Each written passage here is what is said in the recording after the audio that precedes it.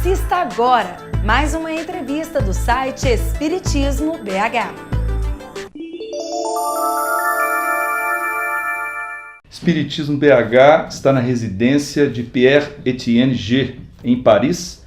Vai nos conceder uma entrevista a respeito do seu trabalho, a sua relação com o Espiritismo na França. Pierre, tudo bem? Tudo bem. Conta aí pra gente como é que foi a sua ligação com o Espiritismo. A coisa veio, eu ouvi falar no Brasil que você vinha ao Espiritismo ou pela dor ou pelo amor. Eu fiz a opção da dor. Muito jovem, eu comecei a receber perseguições do mundo espiritual. Eu não sabia que eram perseguições do mundo espiritual. Eu sentia um mal-estar muito grande, eu percebia presenças invisíveis, eu escutava risos cínicos, eu tinha angústias violentas, eu percebia às vezes coisas que escapavam aos sentidos normais, mas tendo isso sempre, eu achava que era coisa da minha cabeça, que era uma forma de loucura. E eu fui levando essas coisas durante muitos anos, até a partir de 15 anos mais ou menos, até uns 25 anos mais ou menos, uns 10 anos. Isso você residindo aqui no seu país? Eu residia na França. Só que a França não é o Brasil. E essa relação com o espiritismo não existia na França ainda. Então, eu morava num vilarejo pequeno no sudeste da França e lá nunca ouvi falar de espiritismo, de obsessão, ainda menos de espíritos, essas coisas. Então, para uma categoria de pessoas, eu era louco, para outros, eu era possuído pelo demônio. E, graças a Deus, meus pais não me levaram para o psiquiatra. Não é que eu tenha algo contra eles, mas certamente eles me teriam colocado no hospital com remédios fortes e coisas para neutralizar distúrbios psiquiátricos que não eram, na verdade. Então eu levei esses 10 anos apanhando do mundo espiritual. E nesse caminho de sofrimento me foi indicada uma senhora que morava numa outra cidade lá perto da minha casa. Essa senhora era médium, mas não era espírita. E ela tinha um conhecimento muito reduzido, mas era uma pessoa de boa vontade, uma pessoa do bem. Aí eu fui ver essa senhora e com um certo receio, porque eu fui informado pela amiga que me indicou essa senhora, que quando ela voltava da casa dessa senhora, às vezes ela ficava pior durante um tempo, mas depois melhorava. Então, já que eu era num estado bem pesado, eu imaginava que se eu saía pior de um encontro com essa senhora, ia ter resultado problemático para mim. Então, eu fiquei com medo de encontrar essa senhora e eu pedi para um amigo meu que tinha problemas, de falar, olha, conheço uma senhora muito boa que certamente vai poder te ajudar. Vai vê-la que ela certamente vai resolver teu caso. E pela primeira vez esse amigo me escutou e foi encontrar essa senhora. E quando ele saiu do encontro com ela, ele estava com o celular, me ligou no carro dele e me falou, olha Pierre, você tem que ver essa senhora, tem que falar com ela é maravilhosa. Eu me sinto muito alegre, muito leve. Eu fiquei tão alucinado, falei, puxa vida, tem que ver mesmo essa senhora. Aí eu liguei para ela, falei, boa tarde, sou a pessoa que lhe indicou o fulano de tal, eu gostaria de encontrar a senhora. Aí marcamos um encontro e fui encontrá-la. Aí fiquei lá 3 horas conversando com ela. Durante 3 horas, ela me abriu os olhos sobre realidades que eu não conhecia. Eu falei que ela tinha um conhecimento muito reduzido, mas ela conhecia a mediunidade. Ela tinha percepções que ajudavam ela a aliviar as pessoas que estavam com pesos internos. Mas ela era espírita ou não? Não era espírita, não. Então, uma das coisas que ela me falou é que eu era médium e que eu tinha que trabalhar essa mediunidade. Ela falava da mediunidade de cura, na qual eu não acreditava. E Bom, ficamos lá conversando e no final da conversa com ela, eu perguntei, mas eu me lembro de ter ouvido falar de livros de Allan Kardec, o Livro dos Espíritos. Será que é bom ler esse livro? Aí ela me respondeu, olha, pode ler sim, mas leia com cuidado, porque Kardec é perigoso. Aí, com todo o cuidado devido, comprei o livro de Kardec e li. Mas um detalhe, esse Livro dos Espíritos, isso ocorreu, eu tinha já uns 23 anos, mais ou menos, 24 anos. O Livro dos Espíritos eu tinha comprado quando eu tinha uns 16, 18 anos, mais ou menos. Tinha uma propaganda num programa de televisão, numa revista de televisão, uma propaganda para um livro, uma edição bonita, com capa de couro, páginas douradas, com ouro fino e tal. Eu sempre amei os livros bonitos, sempre amei os livros. E esse livro falava dos espíritos. E nessa época eu era muito... Apesar de não entender o que estava ocorrendo comigo, sempre me sentia atraído pela questão dos espíritos, dos mortos, e dessas coisas. Então eu falei, puxa, esse livro deve ser muito bacana. Aí eu pré-encomendei o livro na revista.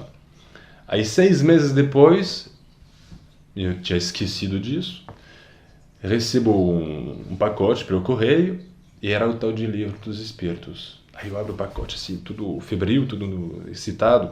Aí eu abro o livro, aí eu leio assim, que é isso?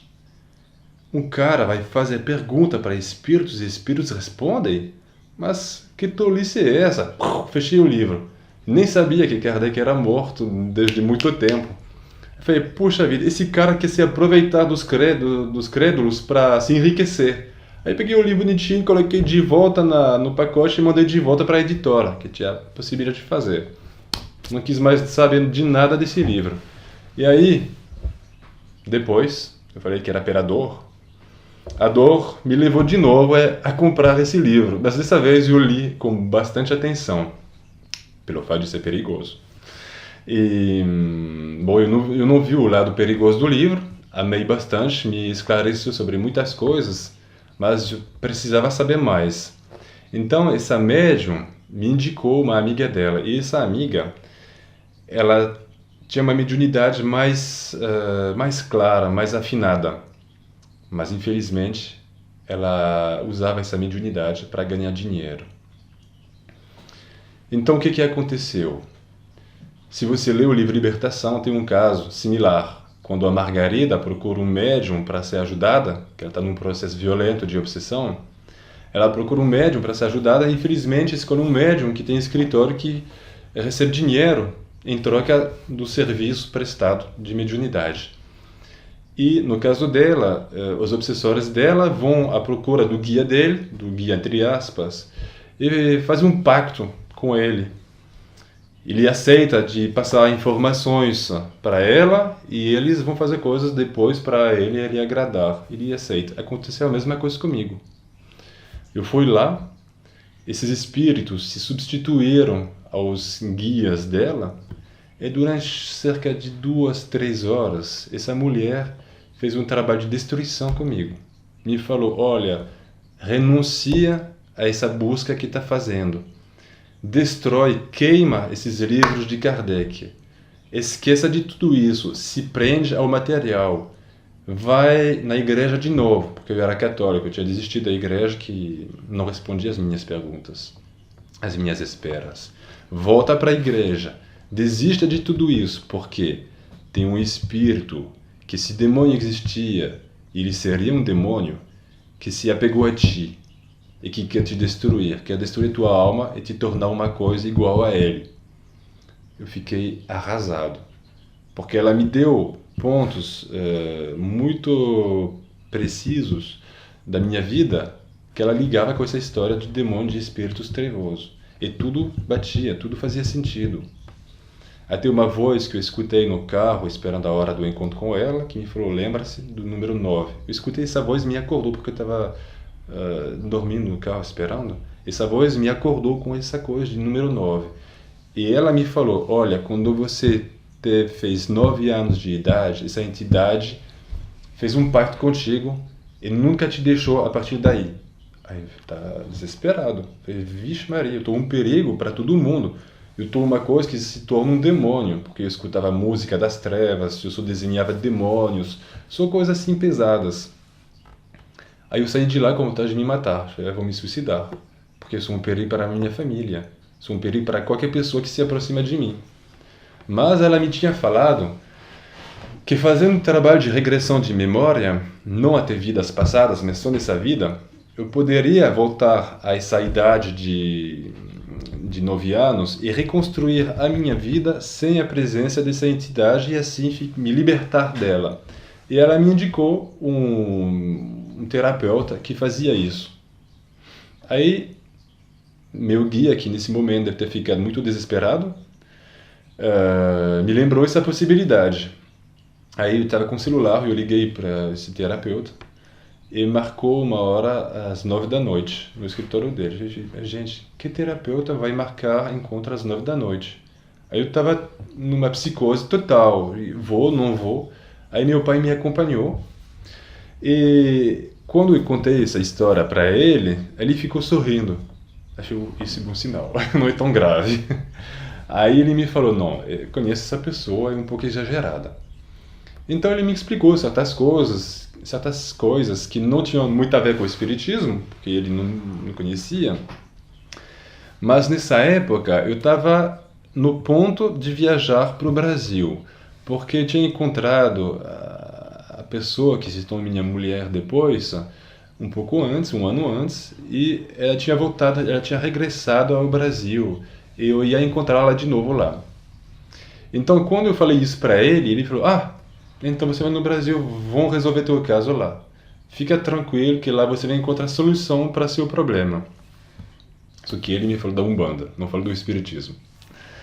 Aí tudo bem, fiquei mais tranquilo, mais em paz com essa história e voltei para minha casa. Aí talvez um mês depois, eu viajei para o Brasil e quando eu cheguei na primeira semana, a minha esposa me levou a fazer uma orientação num centro espírita de Brasília, a Caminho Espírita de Brasília. E lá fomos atendidos por uma pessoa que depois se tornou um amigo querido. E durante a conversa que nós tivemos com ele, a minha esposa não conseguia mais, porque não falava português na época, nem entendia nem nada. Então ela fazia a tradução entre ele e mim. E chegou um momento, ela não conseguia mais falar nenhuma língua nem a outra. Aí ela falou para ele, olha, me desculpe, mas eu não consigo mais raciocinar nem pensar. Aí ele ficou rindo, falou, não, são eles que estão tentando te impedir de transmitir as informações para teu marido. Aí a partir daí, ele recomendou que eu fizesse um tratamento de desobsessão num outro centro, além de tomar passe semanalmente.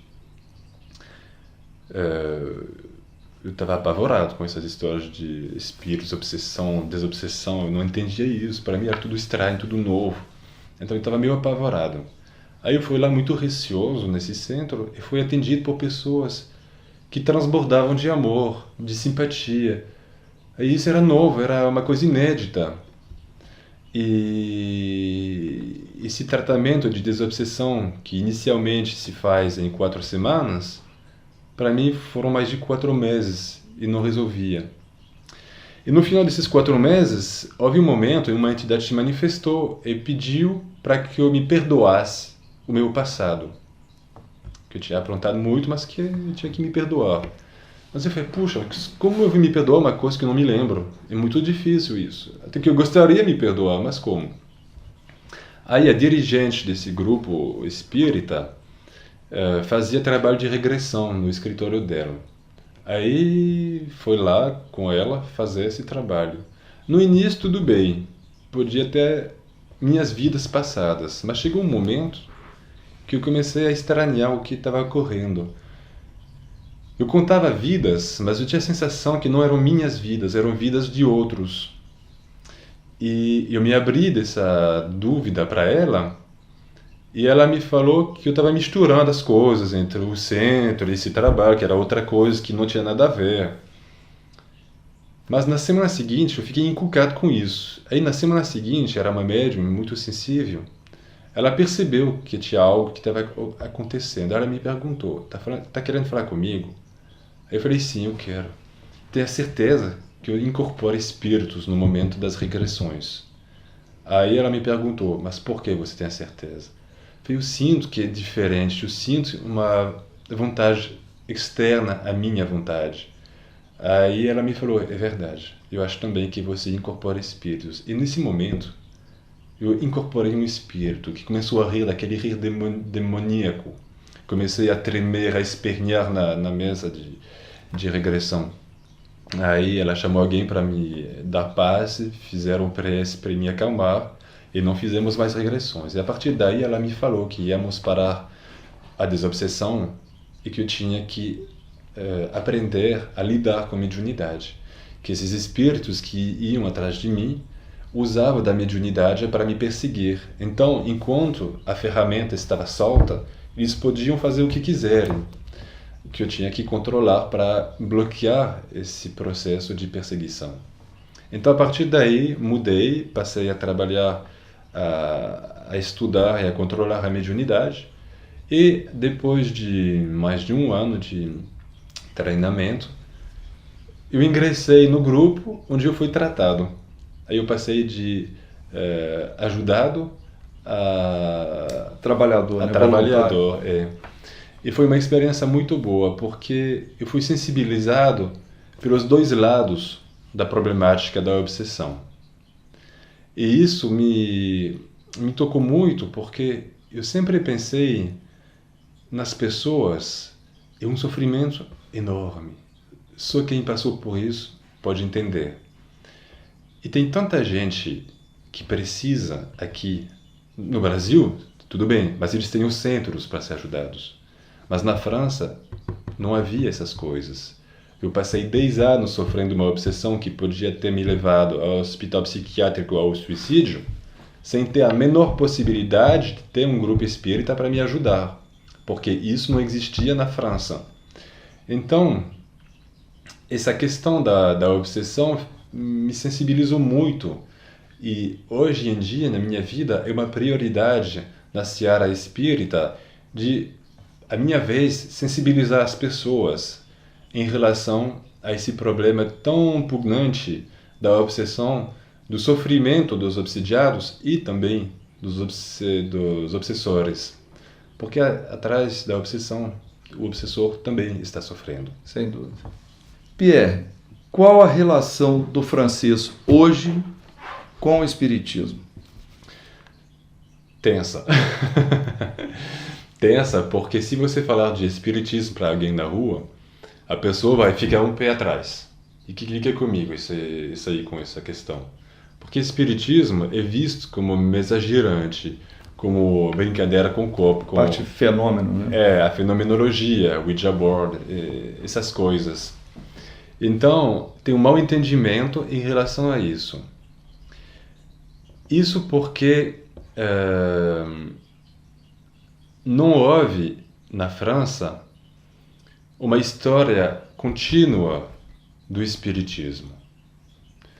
Quando o espiritismo entrou no Brasil no século XIX, ele continuou crescendo até hoje. Tanto é que o governo brasileiro reconhece a utilidade do espiritismo. Tem distinções. Há pouco o Chico foi eleito o maior brasileiro do século XX. Então isso é devido a essa história contínua que foi se desenvolvendo como uma planta e que vai dar frutas bonitas. Na França, infelizmente, aliás, o continente europeu foi vítima de 3 guerras violentas seguidas. Houve a última guerra do século XIX e as 2 guerras mundiais no século XX. Nesse momento, houve uma diminuição do número de espíritas que conduziu as coisas a ter uma velocidade bem menor na divulgação. Se você lê a revista Espírita, Kardec, dentro, fica entusiasmado com a velocidade de propagação da doutrina espírita na época dele. E a gente vê que realmente, de repente, parou. E aí, essa literatura que foi feita pelos pioneiros, só ficou essa literatura mesmo. Então, as pessoas só tinham isso para estudar, para analisar. E uma visão do espiritismo muito científica, muito... a palavra me falta. Enfim, muito quadrada, muito assim, analítica. Uma outra questão que é importante entender em relação ao espiritismo na França, quando a gente vê o espiritismo no Brasil, tem uma forte presença desse lado religioso. Como eu falei, na França é mais o lado científico, pela mente francesa mesmo. Mas para entender a mente francesa, eu acho que tem que voltar na história. A Igreja Católica estendeu o seu domínio na Europa de uma maneira muito áspera, muito dura, muito rígida, com a Inquisição, matou, torturou, quis impor a crença, assustando, amedrontando as pessoas, agitando demônios, inferno, esse medo que realmente implantou na mente coletiva uma sensação de temor em relação à religião. Hoje a religião não inspira mais temor e as pessoas ficam se desinteressando da religião. Então isso também houve uma influência sobre o espiritismo na França. Tanto é que no tríplice aspecto da doutrina espírita, o lado religioso é o lado que mais dá problema para se abordar. Tem gente ainda, mesmo espírita, que acha que falar de religião no espiritismo é voltar a essa questão de religião estabelecida como a Igreja Católica e as demais religiões. Esqueçam da raiz da palavra religião, que é religare em latim, que é de ligar a Deus, de nos religar a Deus. E isso é muito importante. Kardec não passa de repetir isso nos livros dele o tempo inteiro, para que ficasse claro na mente das pessoas da importância disso. Então, ajudou muito para mudar esse problema a literatura brasileira espírita, que foi traduzida em francês, notadamente os livros do Emmanuel, onde há muito a ver com o cristianismo primitivo, nas frescas históricas que ele faz, que nos mostra uma religião mais apurada, mais voltada ao essencial, desprovida de culto exterior, de hierarquia, de coisa impugnante assim. É uma coisa mais singela, mais perto das necessidades do homem. E isso tem ajudado bastante a desdramatizar esse lado religioso, entre aspas, do espiritismo. Os centros espíritas franceses têm trabalhadores brasileiros e franceses. Qual a relação dos franceses com o espiritismo, por exemplo, no campo das atividades caritativas, fraternais? É verdade que tem muitos brasileiros nos centros na França, apesar de ter centros onde tem só franceses e pouquíssimos brasileiros.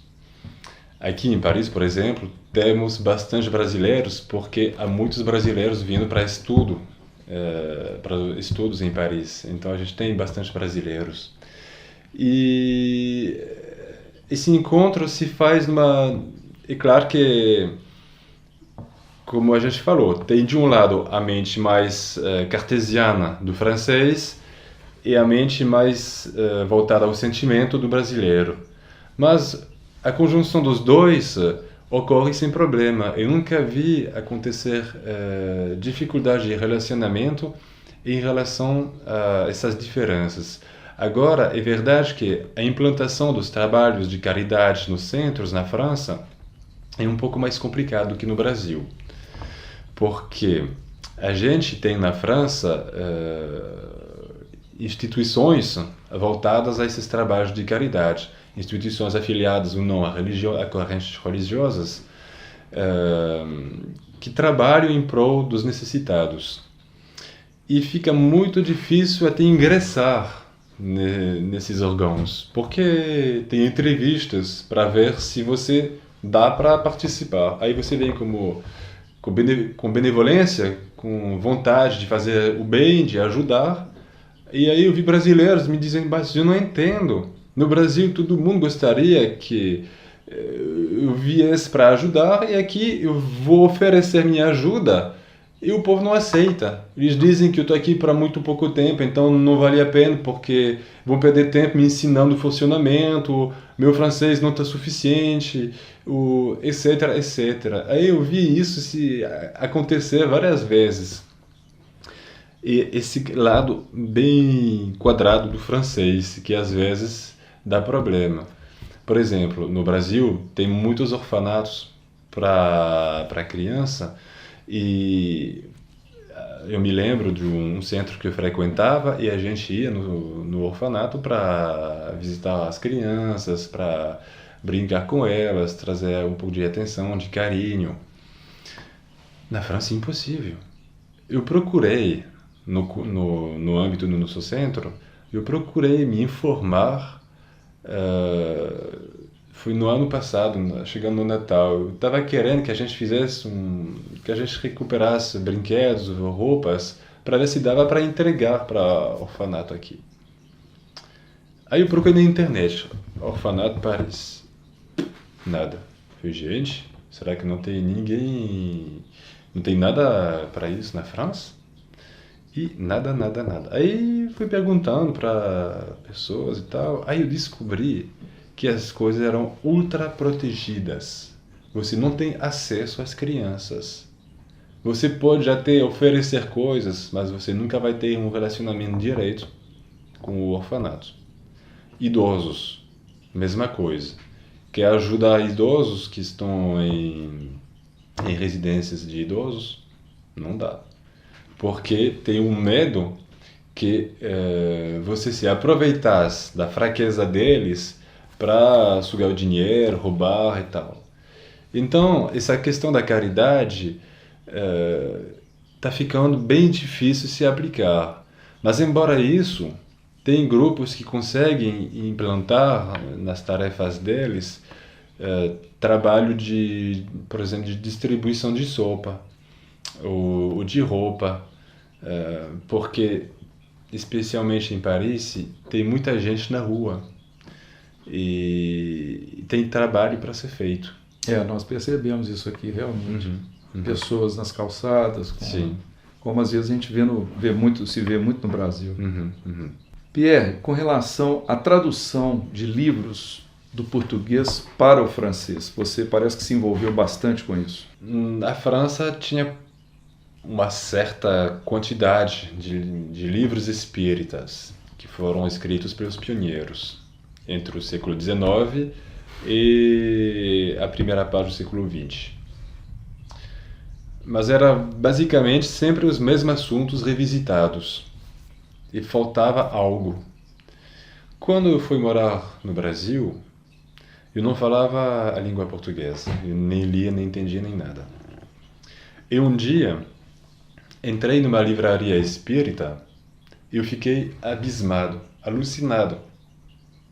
Tinha estantes repletas de livros, uma soma de conhecimentos que eu estava doido para absorver, mas que eu não podia. E uma sensação muito esquisita de se encontrar na frente de muito conhecimento e não poder acessar a esse conhecimento por falta de entendimento de língua. Então, ficamos conversando com minha esposa. Puxa vida, será que a gente poderia fazer um trabalho nesse sentido? Como a gente poderia fazer? E era uma coisa que voltava sempre na nossa cabeça, na nossa mente. O centro onde eu fui ajudado na desobsessão, havia uma grande livraria que fazia um pouco de trabalho também de distribuidora de livros. Então procuramos a pessoa que era responsável, que era o dono do centro, e perguntamos para eles como será que nós podemos ajudar na tradução de livros espíritas. Aí ele falou, vão na Federação Espírita Brasileira, na FEB, e procura o presidente, o seu Mazotti.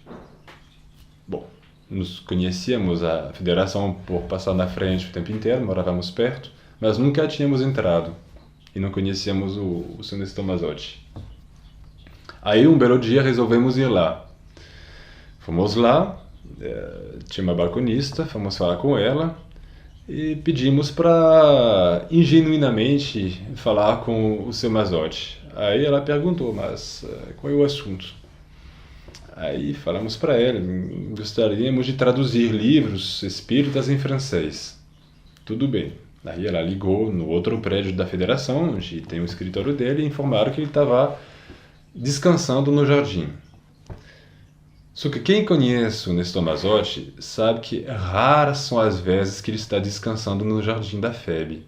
Quando ele está no trabalho, ele está sempre solicitado. É uma pessoa que não conhece o descanso, que sempre está trabalhando para o espiritismo.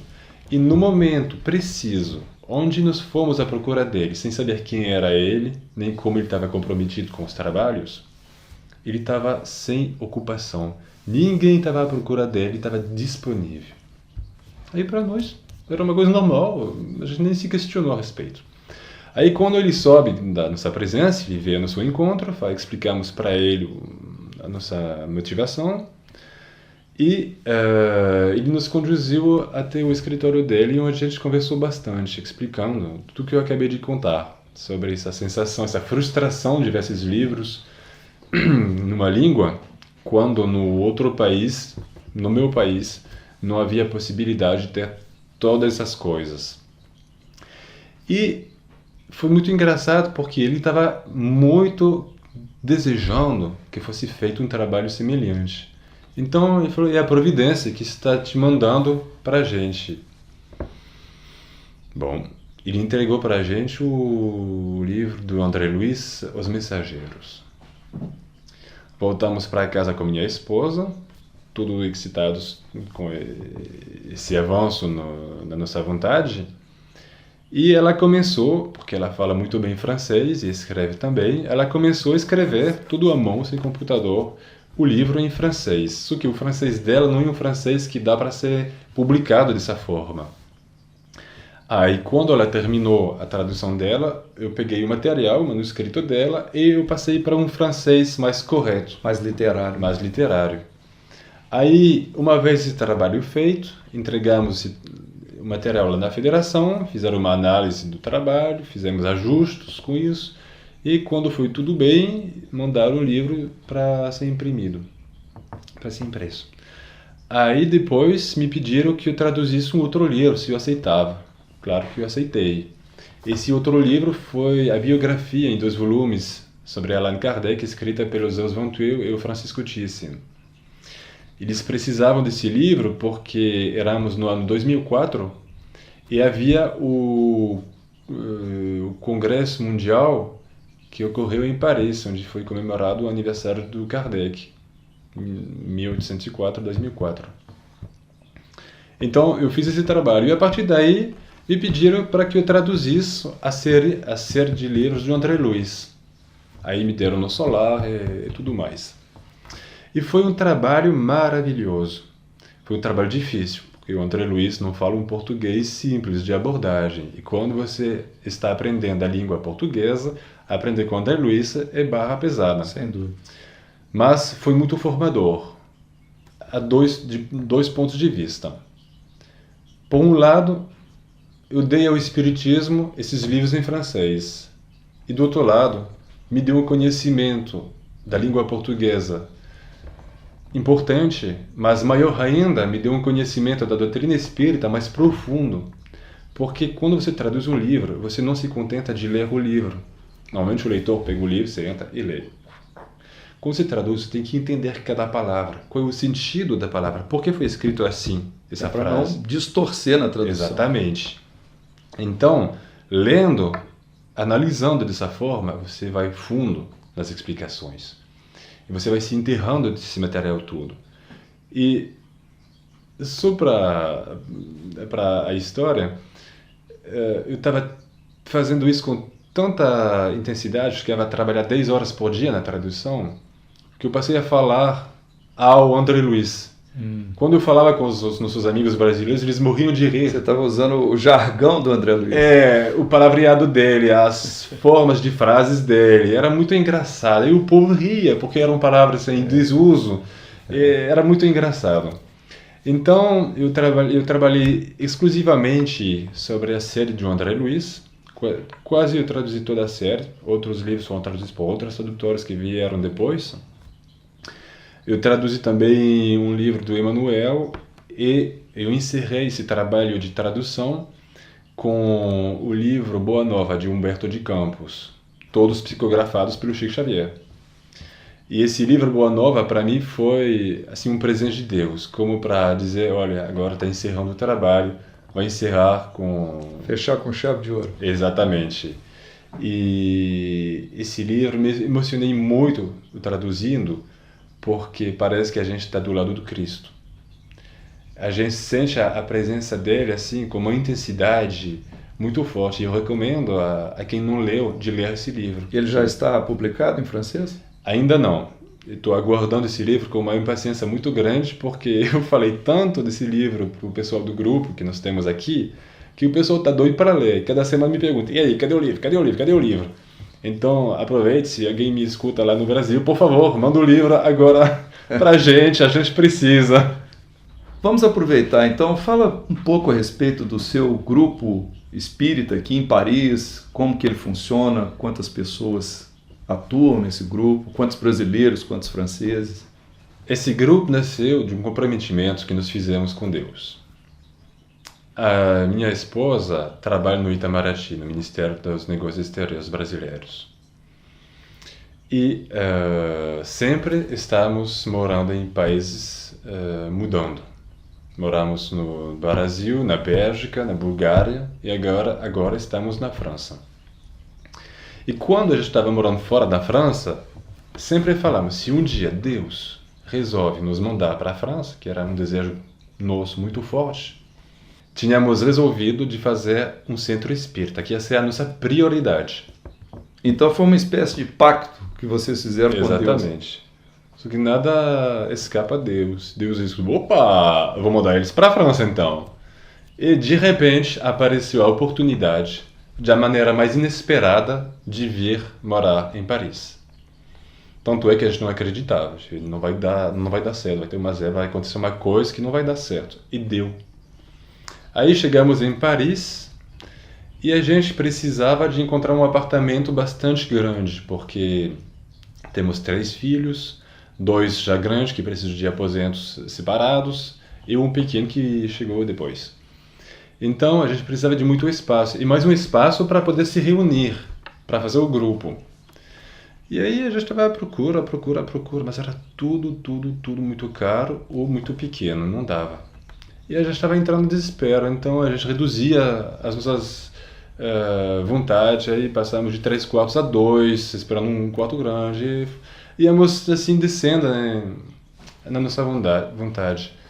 Aí de repente aparecia um apartamento que preenchia todos os requisitos nossos. E conversando com a mulher da agência imobiliária, ela ficou condoída quando essa experiência inicial em Paris, que era só dificuldade, só coisas que não dava certo. E ela falou, eu vou conseguir esse apartamento para vocês. Porque na França não é você que escolhe, é o dono de apartamento que escolhe quem vai morar no apartamento dele.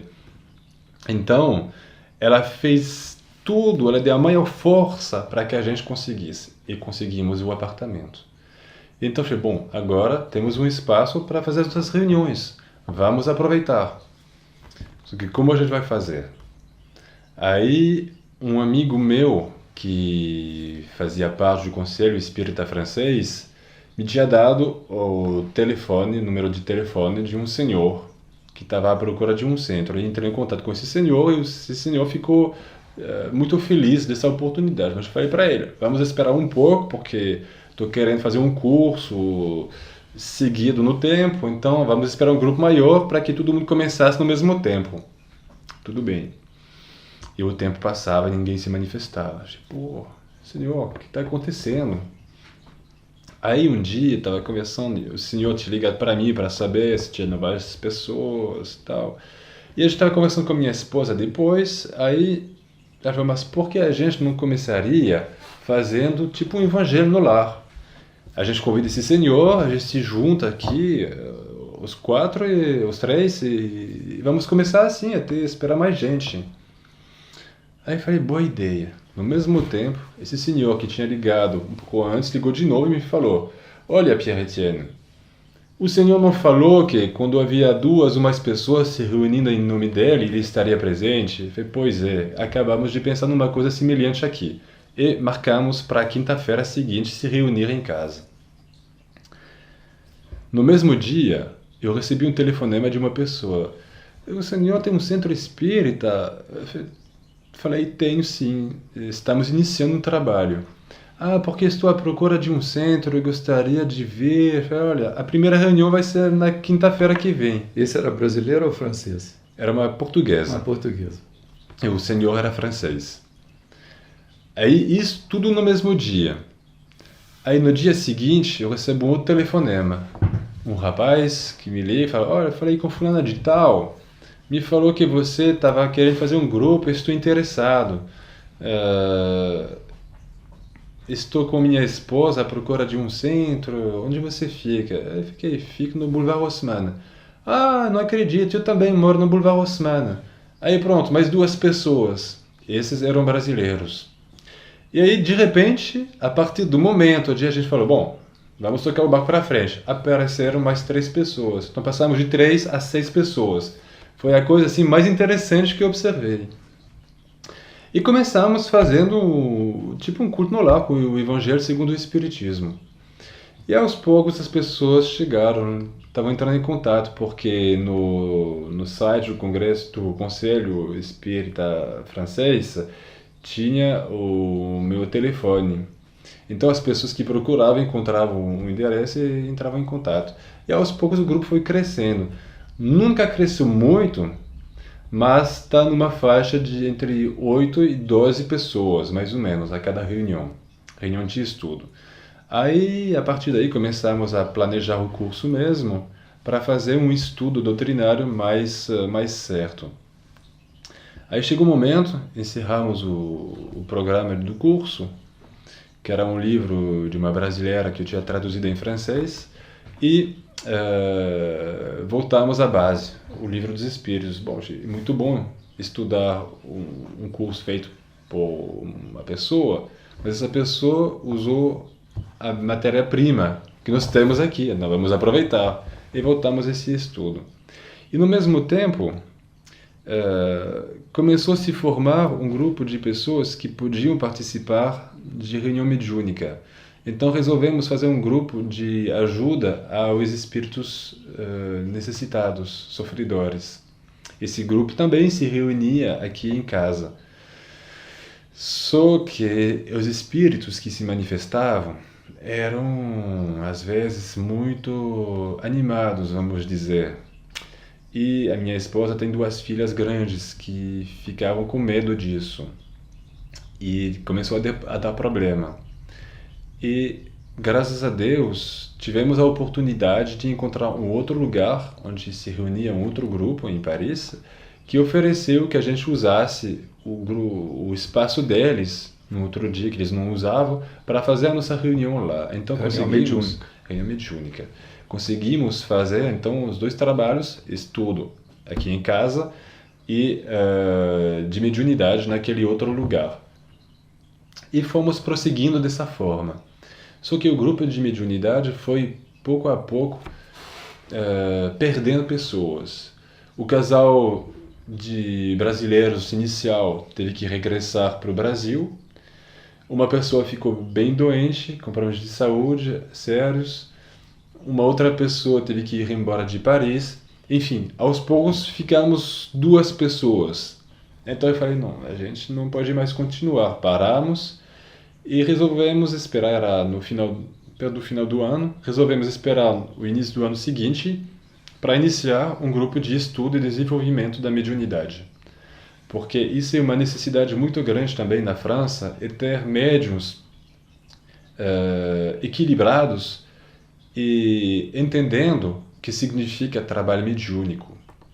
entendendo o relacionamento com o além, que um espírito sofredor não é apenas um pobre coitado, que ele pode fazer estrago se a gente não está preparado. Então, em relação a isso, eu estava com a vontade muito grande de fazer esse trabalho de informação a respeito desse ponto. Então, falei no grupo de estudo do Livro dos Espíritos, quem quiser participar, vamos fazer esse grupo, só informar. E quando a gente estava começando esse trabalho, também lá naquele outro lugar, o pessoal daquele outro centro me perguntou se podiam usar um outro espaço no recinto para fazer uma reunião bastante similar de educação, de estudo da mediunidade. Aí eu falei, gente, estamos com o roteiro pronto. Vocês têm um roteiro? Aí eles, não, nós não temos. Então, se vocês quiserem, vem conosco. Não há problema algum. Será uma grande alegria poder trabalhar convosco também. Aí eles conversaram entre eles e aceitaram a ideia. Então o grupo de repente cresceu bastante. E até hoje continuamos fazendo essa parceria com eles, muito proveitosa, muito boa, que permite juntar e de aprofundar o estudo da mediunidade para, no final, conseguir fazer um grupo de ajuda aos espíritos necessitados, que vai permitir depois de chegar à desobsessão. Porque hoje em dia, na França, essa questão da desobsessão está muito, como dizer, não há muitos grupos que fazem desobsessão. É uma prática que não é muito difundida, que necessita ser desenvolvida, exemplificada, para ajudar, porque nós temos sempre casos de pessoas que chegam até nós onde a gente sabe que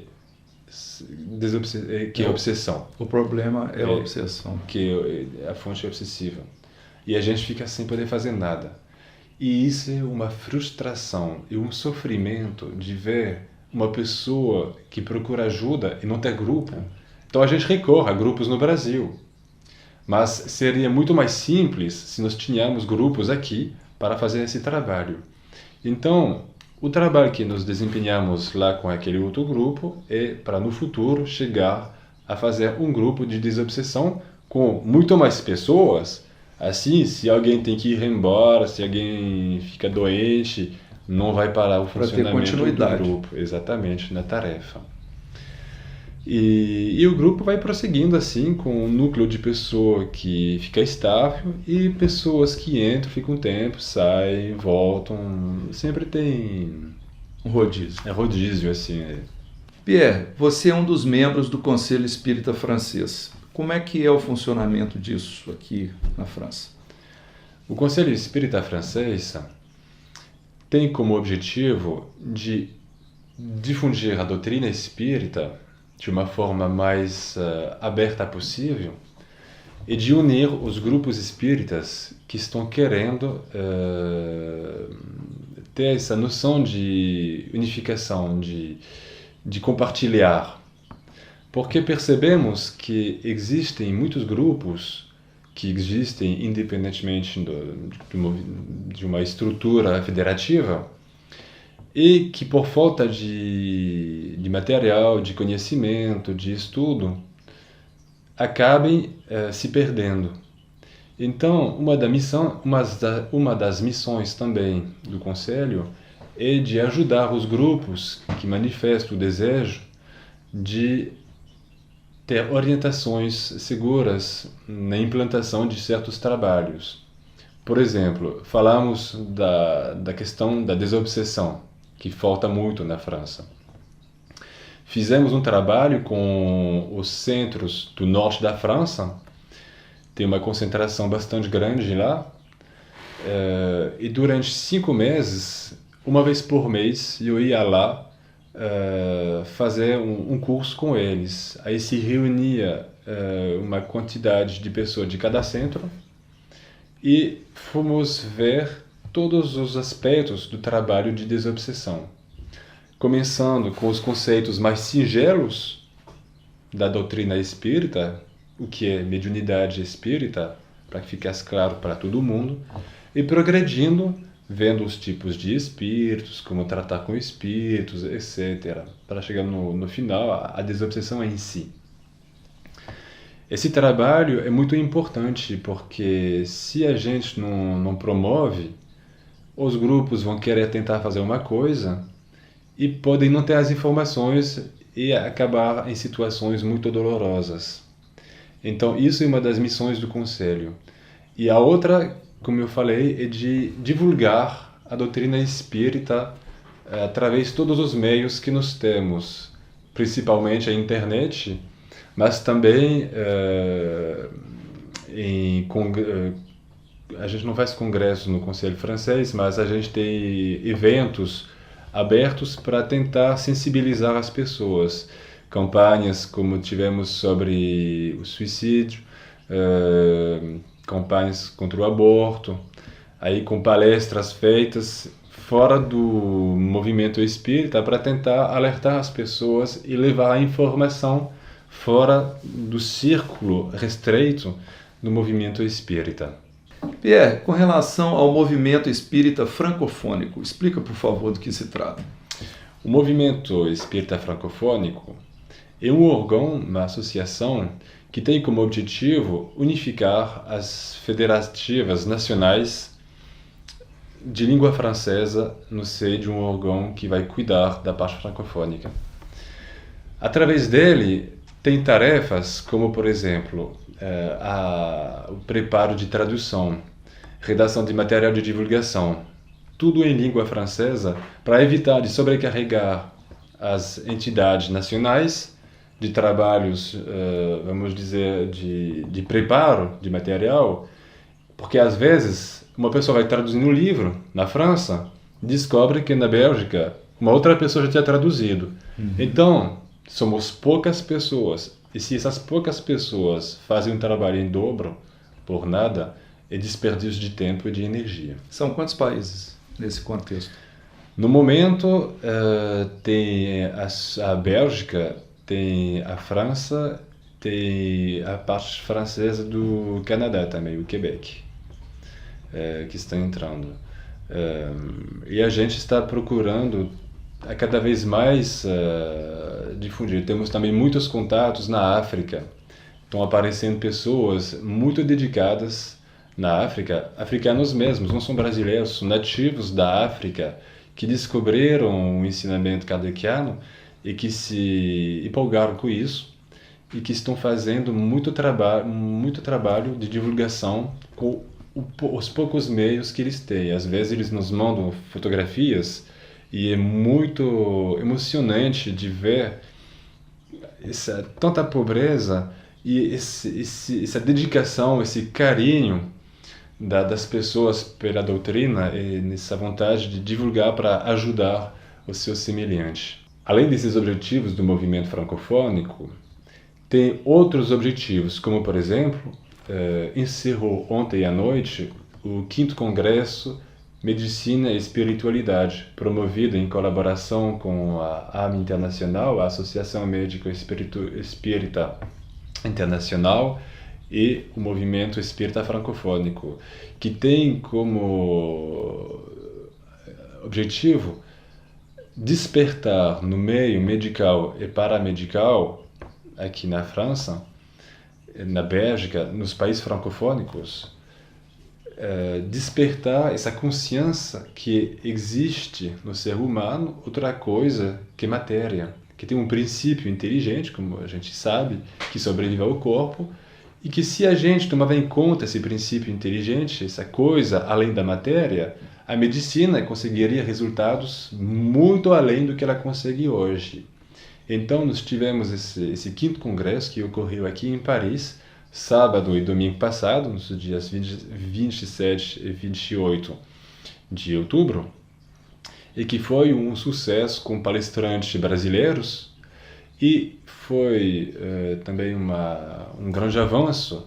Tivemos pessoas, palestrantes franceses também, um palestrante americano, o Jeff Levin, que é um médico americano, e o Pim Van Lommel, que é da Holanda, também pessoa muito conhecida, que aceitaram de vir para testemunhar das experiências deles sobre vida após a morte, sobre a energia que pode curar as doenças. Então foi bastante interessante. Parece que nós estamos numa época que esse congresso de medicina e espiritualidade está ocorrendo em vários países aqui da Europa. Sim, faz parte dessa mudança geral que a gente está observando. Tem muitas mensagens que falam que estamos num período assim chave de mudança, onde tem muitas coisas. Inclusive, eu falei que na França as pessoas estavam com o pé atrás em relação ao espiritismo, mas a gente sente essa mudança que está ocorrendo porque de mais em mais nós conseguimos falar de espiritismo na rua com as pessoas sem suscitar o espanto. E isso eu acho importante, de poder conseguir divulgar a informação sem que as pessoas ficassem com medo, com receio, com preconceitos. Eu acho que isso é um sinal muito forte que algo está ocorrendo. Só para ilustrar essa mudança que está ocorrendo, aqui na França, inclusive. No ano passado, houve as comemorações dos centenários do Chico Xavier. E houve muitos eventos no Brasil. Chamou a atenção da imprensa francesa e o jornal Le Monde, que é um cotidiano, escreveu uma matéria a respeito do Chico. Uma matéria que foi para homenagear esse homem completamente desconhecido na França, e foi intitulada a matéria esse desconhecido chamado Chico Xavier. E o autor da matéria, entrei em contato com ele, porque eu falei, puxa vida, mas como um francês conseguiu conhecer o Chico Xavier? Por que ele falou dessa maneira sobre ele? Porque até hoje, quando a imprensa falava do espiritismo, era sempre de maneira ruim, para acabar... Para denegrir, né? Para denegrir, para detonar a doutrina, o espiritismo. Aí eu entrei em contato com ele, encontrei um endereço e-mail dele, escrevi para ele. E esse homem, um francês, mora no Rio de Janeiro, é o correspondente local do Le Monde no Brasil, para a América do Sul. E ele estava, então, morando lá no Brasil e percebeu que havia muitas coisas feitas em relação a esse tal de Chico Xavier. Então ele foi procurar informações e viu tudo que o Chico tinha feito. Então o cara ficou admirado e resolveu escrever uma matéria que foi aceita em Paris, no jornal, e publicaram. Com conteúdo sério e respeitoso. Exatamente. O Le Monde tem também uma revista mensal que se chama Le Monde des Religions, o mundo das religiões. Essa revista, eles fizeram, tem aqui inclusive na minha gaveta, eles fizeram uma matéria sobre o que falam as religiões da vida após a morte. E na capa da revista estava escrito catolicismo, islã, budismo e tal, e espiritismo. Aí eu fiquei alucinado, falei, gente do céu, o que é isso? Aí eu comprei a revista e fui atrás da matéria. E, de novo, eles estavam falando do espiritismo de maneira muito honesta, muito correta, nem a favor nem contra, de maneira objetiva, o que a gente pede à imprensa, inclusive. E eu fiquei encantado com isso. Então a gente vê que realmente tem um progresso que está ocorrendo na mente das pessoas e que aos poucos a coisa está caminhando e que, inclusive, a gente deve perder o medo de falar ao nosso redor de espiritismo, aqui na França. Esse medo no Brasil não existe, mas na França existe sim, porque tem sempre um medo da discriminação por causa da crença. Pierre, gostaríamos imensamente de agradecer você nos receber aqui na sua residência com tanta boa vontade e passar todo esse relato que foi sensacional. Tenho certeza que os internautas do Espiritismo BH vão muito apreciar a sua fala. Gostaríamos que você se despedisse e passasse algum endereço de contato, algum site, alguma coisa que as pessoas possam fazer contato com vocês. Foi um grande prazer de receber você, de poder ter esse momento de conversa fraterna, porque é sempre bom de poder compartilhar uma outra realidade, no Brasil o espiritismo é uma coisa muito comum, muito fácil de abordagem. Para quem quiser ir num centro, tem a cada esquina quase. E a cada vez que eu tenho a oportunidade de falar com os nossos irmãos brasileiros, eu sempre dou um enfoque sobre esse ponto especial. Quando a gente tem tudo assim com facilidade, a gente esquece da preciosidade da coisa. E muitas vezes, na hora de ir para a reunião de estudo, tomar parte em alguma palestra, a gente fica cansado. Deixa para lá, vou semana que vem, porque cada semana tem a chance de ter um centro com portas abertas. Enquanto em muitos países, como por exemplo aqui na França, não tem essa possibilidade. Conheço pessoas que devem dar 200 quilômetros para ir à reunião uma vez por mês. Então, eu acho que é bom se lembrar, quando vem bater esse cansaço, que nos leva a deixar para lá, para uma semana, dizer, mas lá no outro lado do mundo, tem pessoas que gostariam de estar no meu lugar, que gostariam de andar 20 minutos para chegar no centro e assistir essa palestra, tomar esse passe, participar desse trabalho. Eu acho que é bom se lembrar que Deus nos deu esse presente da doutrina espírita e Ele deu aos brasileiros o presente de ter essa profusão de centros. Então, eu gostaria de pedir aos irmãos brasileiros que eles nunca esqueçam. Esqueçam. Obrigado.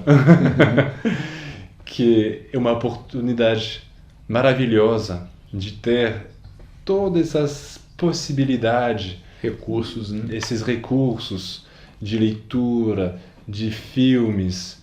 Olha, se vocês sabiam essa excitação, esse Entusiasmo. não entusiasmo, a palavra me falta,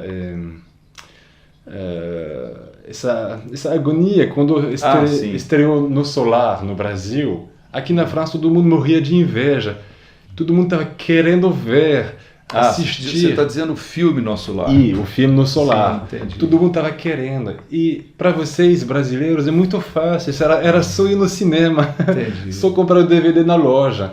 Aqui na França é complicado.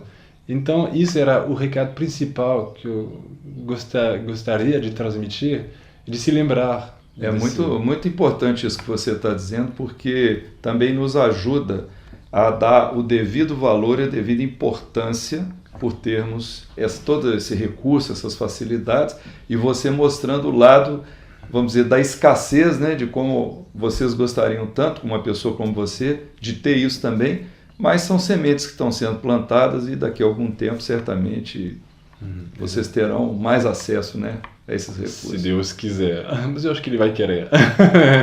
Ô Pierre, e os contatos para as pessoas que gostariam de falar com você ou ler alguma coisa que vocês têm em site? Olha, temos um site, o site do centro, que é centrelechemin.fr, e meu endereço e-mail, que é pejay73@gmail.com. Tem também o site do Conselho Espírita Francês e do Movimento Espírita Francofônico, mas eu não vou dizer, você vai escrever com as legendas que vai ficar mais fácil. Tá certo. Então é isso aí. Muito obrigado, viu, Pierre? Jesus te abençoe, te ilumine, você e todos os que participam com você desse trabalho que vocês estão fazendo aqui. Obrigado a você.